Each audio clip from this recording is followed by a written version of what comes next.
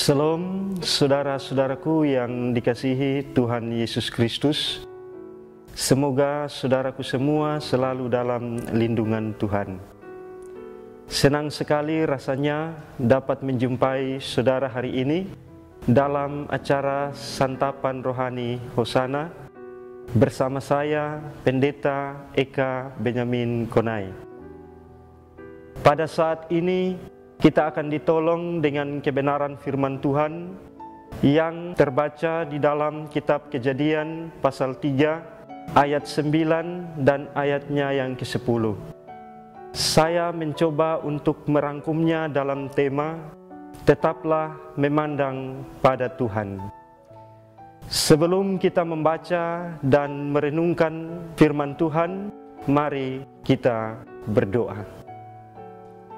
Kami bersyukur kepadamu, ya Allah, ya Tuhan kami, untuk waktu dan kesempatan yang Engkau berikan. Di saat ini kami boleh membaca dan akan merenungkan akan firman-Mu, ya Tuhan. Tetapi sebelumnya kami mohon biarlah kuasa Roh-Mu yang kudus dapat menolong, menuntun, menyertai kami, sehingga firman yang kami baca dan kami renungkan boleh kami lakukan di dalam kehidupan kami. Terima kasih Tuhan, di dalam nama Yesus Kristus, firman yang hidup itu, kami telah berdoa. Amin. Beginilah bunyi firman Tuhan yang terbaca di dalam kitab Kejadian pasal 3 ayat 9 dan ayatnya yang ke-10. Tetapi Tuhan Allah memanggil manusia itu dan berfirman kepadanya, "Di manakah engkau?" Ia menjawab, "Ketika aku mendengar bahwa engkau ada dalam taman ini, aku menjadi takut karena aku telanjang, sebab itu aku bersembunyi." Demikianlah firman Tuhan. Bapak, Ibu, saudara-saudariku yang dikasihi dan diberkati dalam Tuhan Yesus Kristus, di dunia ini kita bisa bersembunyi dari manusia ketika kita melakukan suatu kesalahan atau kejahatan, dan oleh karena ketakutan pasti kita bisa bersembunyi atau berdalih dengan mengatakan tidak tahu atau bukan saya. Dan saat kita mengatakan demikian, mungkin kita bisa dipercaya dan diakui oleh manusia. Tetapi di hadapan Tuhan tidak ada yang bisa kita sembunyikan, karena walaupun secara fisik kita tidak dapat melihat Tuhan, tetapi Tuhan dapat melihat dan bahkan mengenal diri kita. Tak ada yang dapat kita sembunyikan dari Tuhan. Dalam bacaan kita saat ini, ketika manusia Adam dan Hawa jatuh dalam dosa karena melanggar akan larangan Tuhan, yaitu memakan buah pohon yang ada di tengah-tengah Taman Eden. Saat itu mereka sadar bahwa mereka telanjang dan berusaha untuk bersembunyi dari hadapan Tuhan. Mereka sangat ketakutan karena telah melakukan pelanggaran akan perintah Tuhan. Saat itu mereka sadar bahwa mereka telanjang. Pertanyaannya sederhana bagi kita. Mengapa mereka sadar kalau mereka telanjang? Jawabannya, karena mereka lupa diri dan tidak ingat lagi kepada larangan Tuhan. Mereka terlena dengan rayuan iblis dan tergiur dengan kenikmatan buah pohon yang ada di tengah taman itu.